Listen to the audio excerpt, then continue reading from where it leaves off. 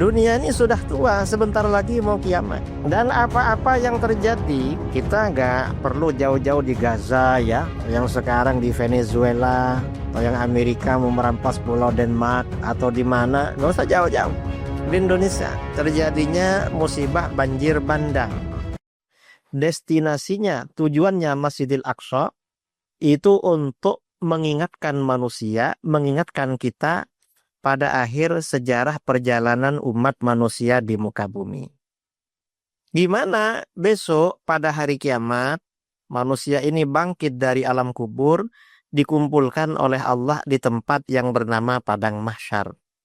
Padang itu artinya tempat yang rata, mahsyar itu tempat berkumpul. Padang Mahsyar itu di mana? Padang Mahsyar itu negeri Syam. Negeri Syam itu di mana? Negeri Syam itu Masjidil Aqsa dan sekitarnya. Yang meliputi Palestina, Syria, Yordania, Lebanon. Itu negeri Syam. Dan itu bumi Padang Mahsyar. Di akhir zaman nanti, umat Islam diperintahkan oleh Rasulullah SAW merapat ke negeri Syam. Mengapa? Karena pembela Islam besok di sana Imam Mahdi. Lalu Nabi Isa juga pusatnya di negeri Syam. Dan orang ini kalau meninggal di negeri Syam, misalnya meninggal di Gaza, di Palestina, di Syria, di Yordania, itu enak. Karena besok pada hari kiamat, begitu bangun dari alam kubur, sudah ada di Padang Mahsyar. Nggak perlu pergi jauh-jauh. Yang repot ini yang kuburannya di Pekanbaru. Ini harus jalan kaki ke sana. Dan jauh ya, karena gak ada pesawat, gak ada apa. Nah, ini Padang Mahsyar saudara. Nah, dari Padang Mahsyar ini manusia berkumpul selama 50.000 tahun berdiri.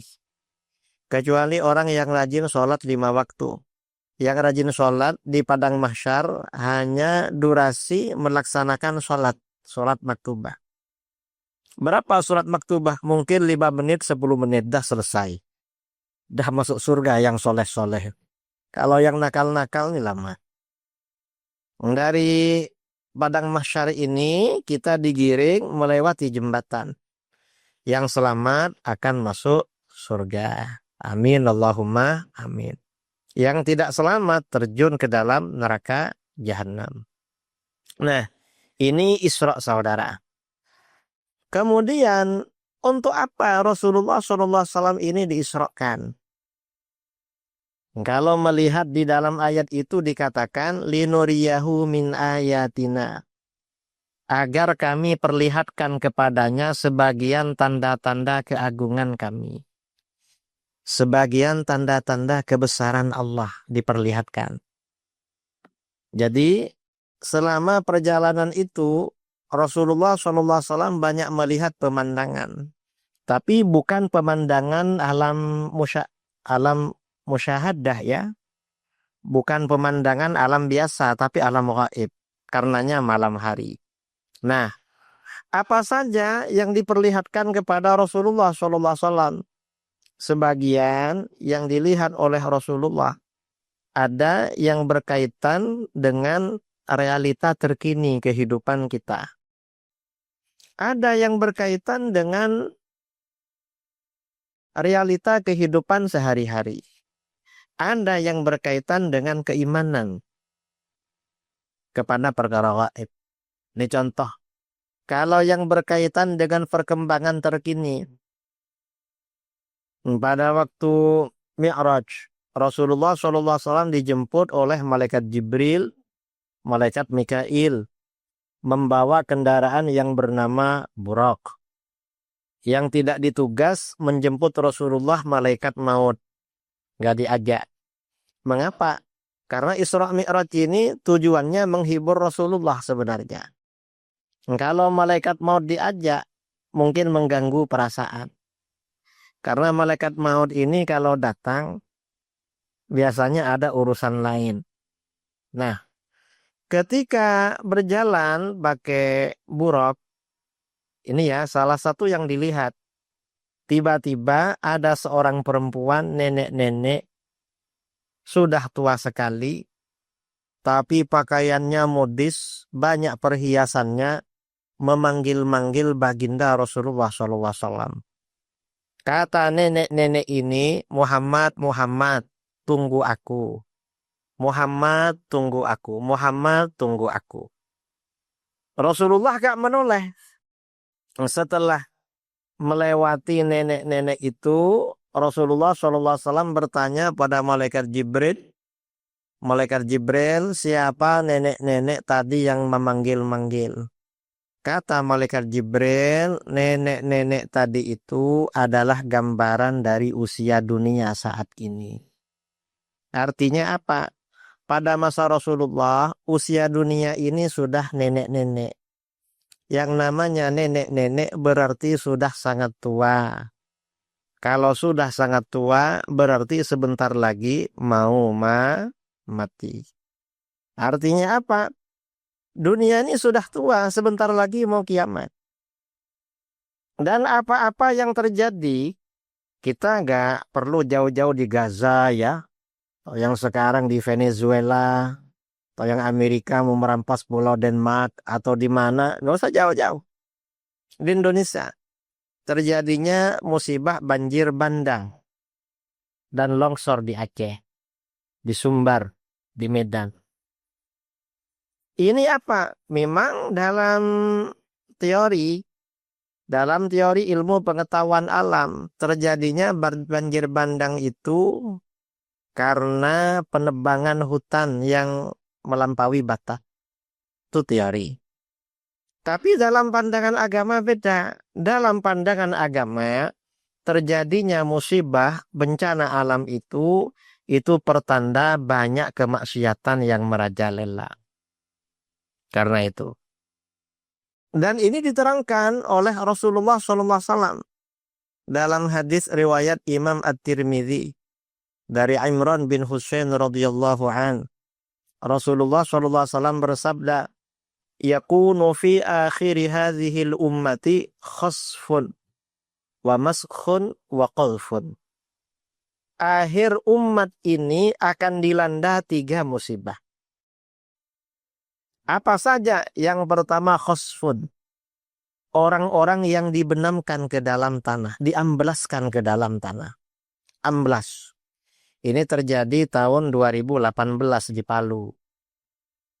Terjadi gempa, lalu beberapa kampung itu berjalan dan di blender, dibenamkan ke dalam tanah beserta orangnya. Saya 2 kali lihat ke Palu. Kampung yang pindah tempat. Ini yang pertama.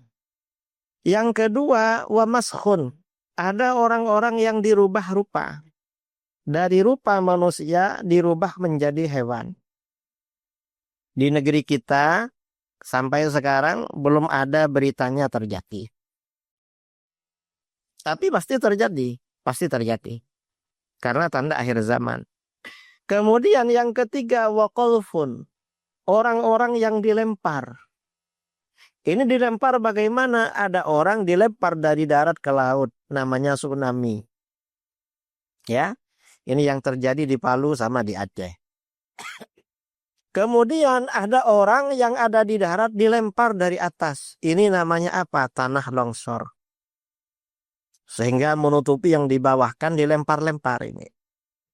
Para sahabat bertanya, "Ya Rasulullah, mata takunu dzalik?" Hai Rasulullah, itu kapan akan terjadi? Rasulullah SAW menjawab, tandanya ada 3. Yang pertama, idza zaharatil qainat. Apabila telah nampak penyanyi-penyanyi perempuan. Para biduanita.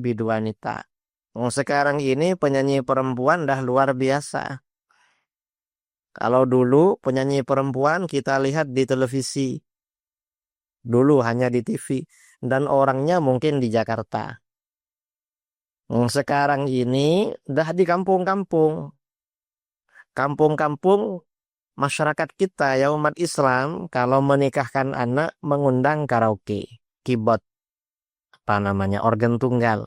Yang nyanyi perempuan. Itu nyanyi. Ya namanya nyanyi perempuan ya tidak menutupi aurat. Artinya sebagian terbuka dan penontonnya laki-laki. Coba penontonnya perempuan nggak apa-apa, masalahnya penontonnya laki-laki. Sekarang yang nggak diundang nyanyi, nyanyi sendiri di TikTok. Nggak bisa joget-joget, nyanyi-nyanyi. Yang nggak diundang jadi penyanyi. Dah, gak ada yang ngundang, nyanyi sendiri aja lah. Mengapa? Ya mungkin nyanyi sendiri dan ditonton sendiri. Nanti dilihat lagi siapa saja yang nonton. Ditengok berkali-kali ternyata dirinya yang nonton itu. Ini sekarang ya, ini yang pertama. Yang kedua, wal ma'azif, alat-alat musik. Ini gandengannya dengan yang tadi. Jadi ada penyanyi-penyanyi perempuan lalu alat-alat musik. Yang ketiga, wasyuribatil khumur. Orang-orang pada minum minuman keras. Ini sekarang miras ini biasanya kalau ada hajatan lalu ada karaoke malam-malam penjual minuman keras datang. Gabung di situ. Lengkap dengan minuman kerasnya. Dan minuman keras ini sudah termodifikasi lebih canggih. Sudah ada sabu-sabu, ada macam-macam. Dan di Indonesia, sabu-sabu ini pintunya Sumatera. Karena sabu-sabu dari luar negeri, dari Cina, dari Thailand, masuk melalui jalur laut. Masuk ke Aceh, ke Medan, ke Dumai, Tembilahan, Tungkal, dan seterusnya. Ini sabu-sabu. Dan ini di Indonesia bagian barat ya, di Medan, di Aceh, ini luar biasa memang. Saya dulu ketika ceramah di pondok-pondok di Aceh, sebagian ada yang nanya pada saya, Kiai, gimana kalau ada orang anaknya ada di pondok, bapaknya jualan sabu-sabu? Saya pikir itu hanya berandai-andai. Artinya tidak terjadi, cuma nanya-nanya. Saya bilang, anaknya yang mondok ya benar itu, cuma bapaknya itu gak benar. Anaknya belajar agama sudah betul, bapaknya yang jualan itu gak betul. Saya bilang begitu. Kemudian sampai di Medan, gabung-gabung dengan kawan-kawan Aceh, gimana? Iya Kiai katanya. Itu pertanyaan bukan berandai-andai, berarti ada sungguh. Loh kok tahu? Oh, saya orang Aceh. Akhirnya kena musibah seperti itu. Artinya apa? Banyaknya bencana alam, malapetaka, ini tidak terlepas dari banyaknya kemaksiatan yang merajalela. Karenanya hal-hal seperti ini harus kita stop.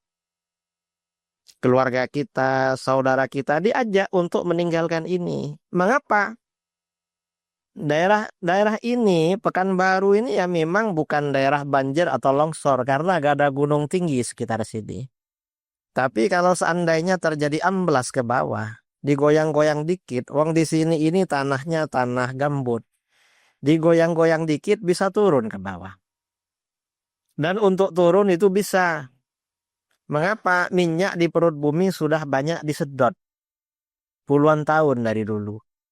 Artinya bawah bolong-bolong itu berpotensi untuk amblas. Na'udzubillah min zalik. Ini banyaknya kemaksiatan. Kemudian mengapa banyak kemaksiatan? Ini ada hubungannya dengan berikutnya. Setelah Rasulullah SAW berjalan ya pakai burat, tiba-tiba melihat sekumpulan banyak orang. Orang-orang kumpul. Lah orang-orang ini dipukuli kepalanya dengan batu besar. Ada yang mukul kepala mereka pakai batu besar. Begitu dipukul hancur. Setelah hancur balik lagi. Dipukul lagi hancur. Hancur balik lagi. Terus begitu. Heran ini. Dipukul hancur tapi balik lagi. Ini mengapa? Karena kalau hancur terus berarti orang ini mati istirahat dari azab. Dikembalikan lagi biar sakit lagi. Rasulullah SAW bertanya, Malaikat Jibril itu siapa? Kata Malaikat Jibril, itu orang-orang yang malas mengerjakan sholat 5 waktu. Nah, ini kalau masalah sholat ini gimana? Apa ada di Pekanbaru orang yang malas sholat? Mungkin bukan ada, tapi ramai. Hasil survei pemerintah tahun 2024. Umat Islam Indonesia yang istiqomah sholat 5 waktu diperkirakan 38%. Yang istiqomah sholat. Yang 62% ada yang bolong-bolong, artinya banyak sholatnya, cuma kadang-kadang nggak sholat. Ada yang 50-50, kadang sholat, kadang nggak sholat. Ada yang nggak sholat sama sekali. Ini yang 62. Loh, orang pada pakai berkerudung. Sekarang ini kerudung sudah menjadi pakaian budaya. Artinya orang yang berkerudung kadang nggak pernah sholat memang. Malah kerudungnya bagus-bagus yang nggak sholat itu. Ini sholat. Kemudian hasil survei juga ya. Umat Islam Indonesia yang istiqomah sholat berjamaah diperkirakan 5%. Yang sholat berjamaah 5 waktu. 5%. Terbukti ya masjid-masjid terutama daerah-daerah. Kalau zuhur asar itu kadang 2, kadang 3. Kadang muazzinnya sholat sendirian. Setelah azan, nunggu agak lama gak ada datang, akhirnya iqamah sendiri, sholat sendiri. Orang datang, mana ini gak ada jamaah, sudah iqamah. Datangnya sendirian. Kadang-kadang sebagian masjid gak punya imam. Gak punya imam. Saya pernah ya pulang dari pondok di Jambi. Mau ke bandara sebelum subuh. Sudah lama. Saya biasanya dari dulu ya pakai sarung, biasanya bawa shawl, bawa sorban. Mengapa? Kalau naik pesawat takut dingin, biasanya untuk menutupi hidung biar gak masuk angin. Subuh saya berhenti mau sholat, ternyata saya diminta jadi imam. Waktu itu saya pede. Wah, mungkin orang ini kenal semua ke saya. Kok saya diminta jadi imam? Selesai sholat, mereka nanya, Bapak dari mana katanya. Oh ternyata gak kenal juga itu. Mungkin karena songkok putih lalu buat serban, ini mungkin ustadz ini.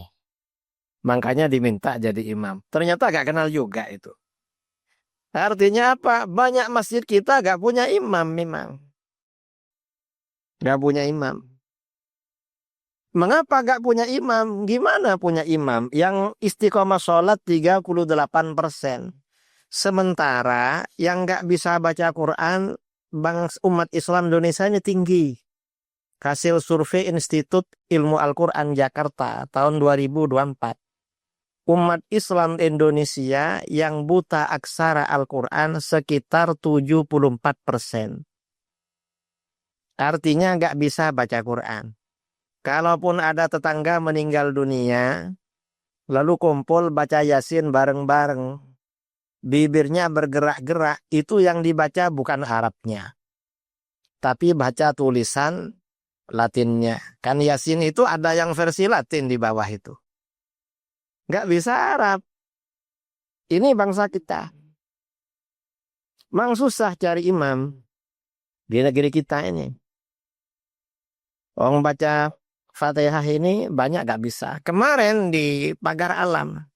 Saya di Pagar Alam ada orang tanya, Pak Kiai, saya ini sholat baru dapat 2 tahun. Terus saya diminta jadi tukang azan. Ya saya azan. Yang repot ini zuhur asar Kiai. Kenapa? Setelah azan, saya nunggu imamnya gak datang. Ternyata datang jamaah 2 orang. Dan 2 orang ini seperti saya, Kiai, gak bisa baca Quran. Ya karena gak ada lagi, ya terpaksa saya menjadi imam. Ini gimana sholat berjamaah kami? Saya jawab aja. Orang yang gak bisa baca Quran, baca Fatihahnya keliru-keliru, itu sah menjadi imam, sah berjamaah, asal makmumnya sama-sama bodoh seperti dia. Jadi orang yang baca Qur'annya rusak, itu sah menjadi imam asal makmumnya sama-sama rusak. Yang batal itu kalau makmumnya pintar baca Quran, imamnya salah-salah, itu batal itu. Saya bilang begitu. Artinya bagaimana di negeri kita ini memang banyak problem saudara. Nggak bisa baca Quran. Mengapa angka keawaman baca Quran ini tinggi? Banyak nggak bisa baca Quran.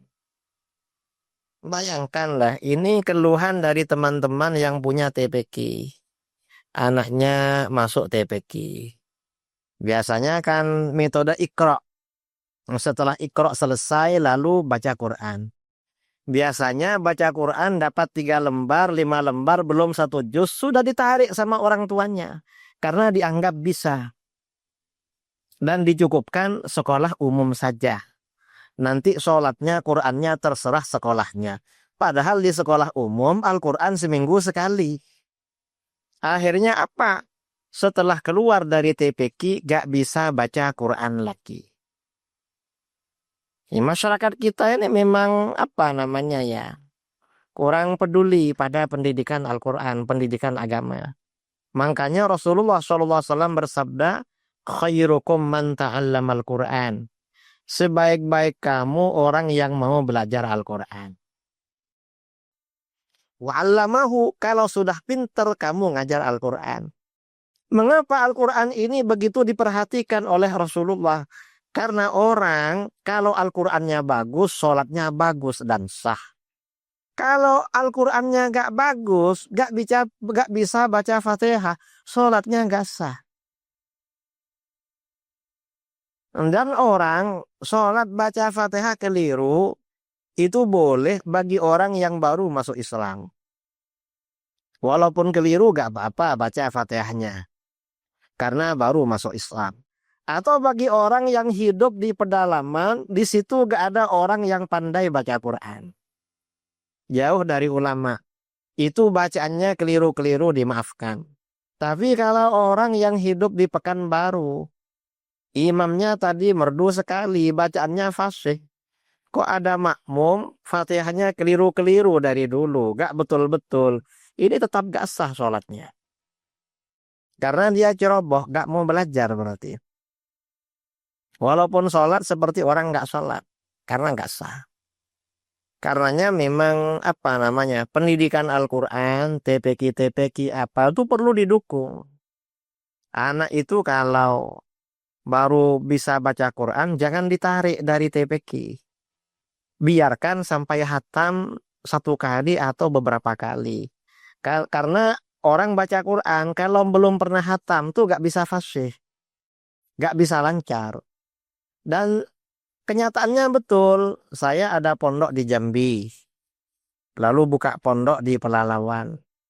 Yang masuk ke pondok ini biasanya akan lulus SD, SMP. Ini dites baca Quran rata-rata gak lulus.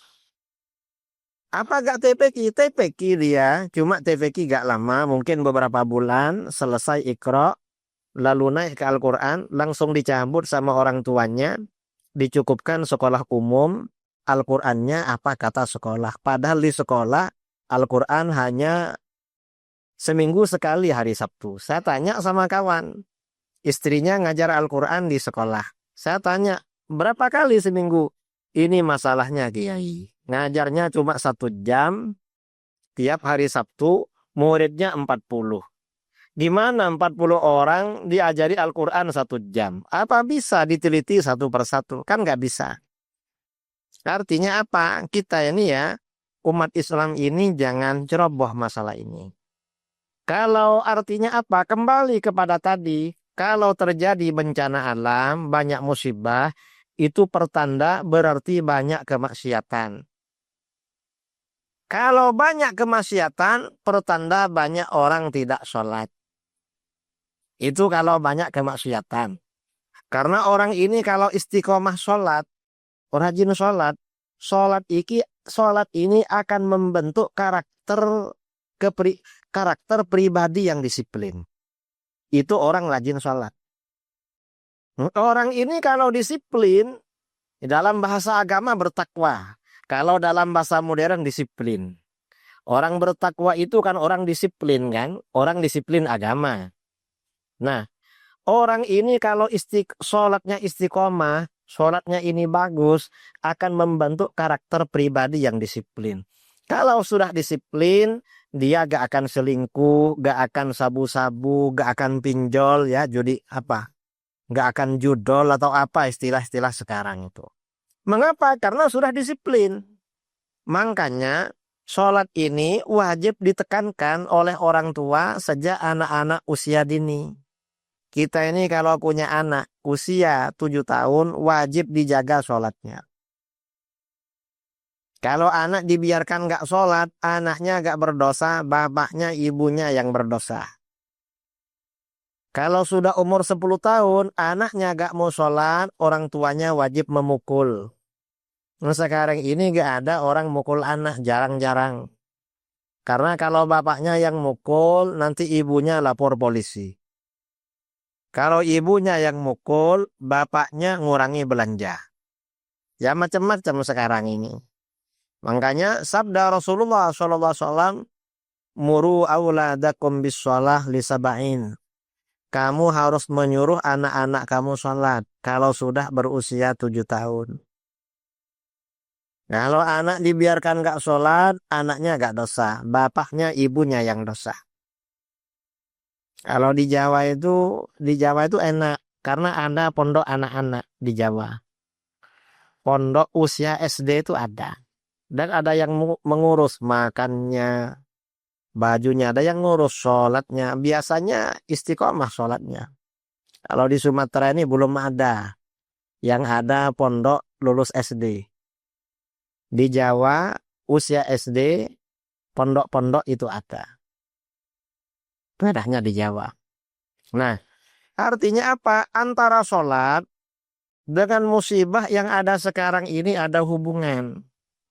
Ketika banyak terjadi bencana alam, pertanda banyak kemaksiatan.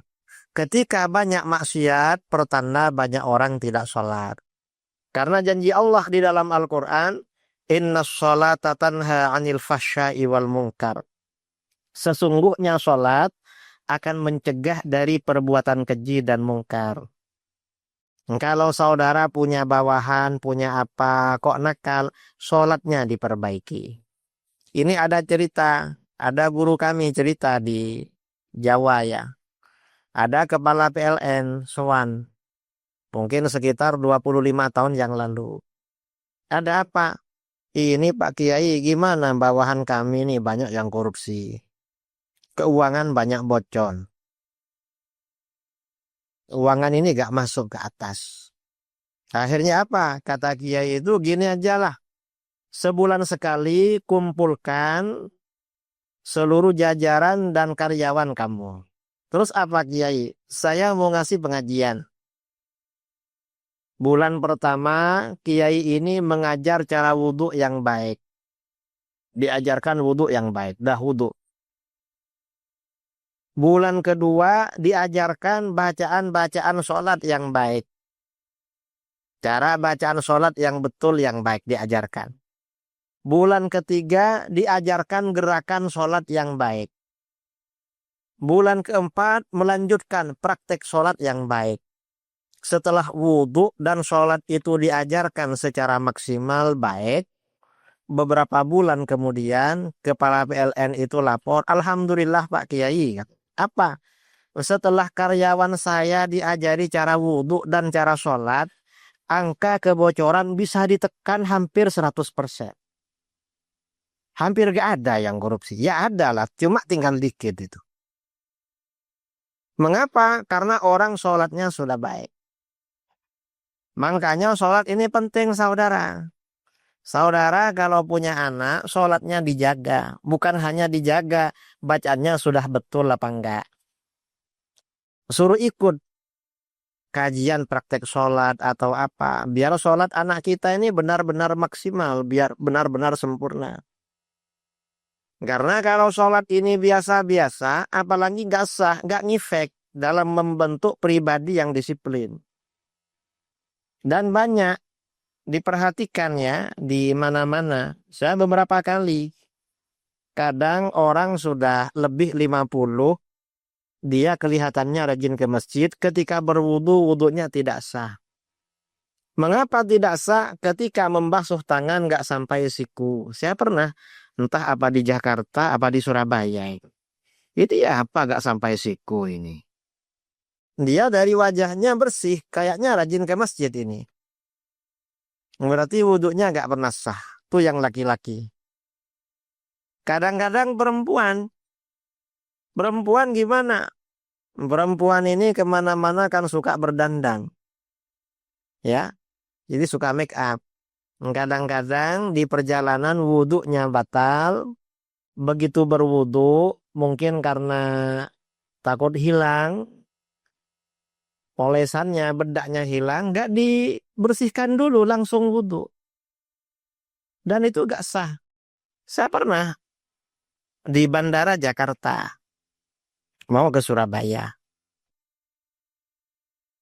Waktu di musola di bawah, mau sholat maghrib, entah maghrib. Ada ibu-ibu 2 orang wudhu.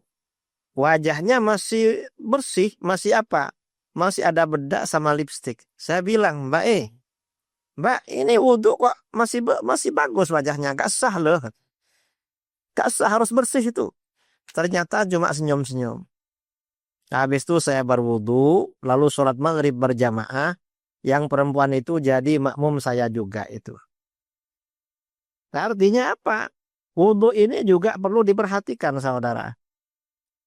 Anak-anak kita yang perempuan wudhunya bagaimana, yang laki-laki wudhunya bagaimana, itu harus diperhatikan. Jangan hanya makanan bergizi aja yang diperhatikan. Sekarang ini makanan bergizi di mana-mana diperhatikan, sampai mabuk yang makan itu. Banyak kasus ya, katanya makanan bergizi tapi yang makan malah sakit. Di beberapa daerah itu. Nah, kita ini umat Islam yang perlu diperhatikan ya ini ibadah sholat.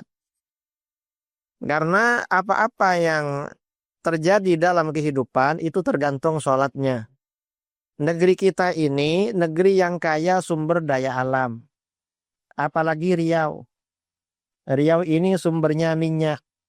Tapi walaupun Riau ini sumbernya minyak, di Riau, di SPBU, di mana-mana kadang antrian 1 kilo.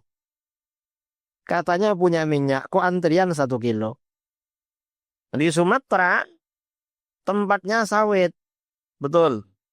Walaupun tempatnya sawit, dulu orang Sumatera pernah bingung cari minyak goreng itu. Padahal sawitnya ada di belakang rumah. Minyaknya kemana? Gak ada. Mengapa? Ini sumber daya alam kita tidak berkah pada kita.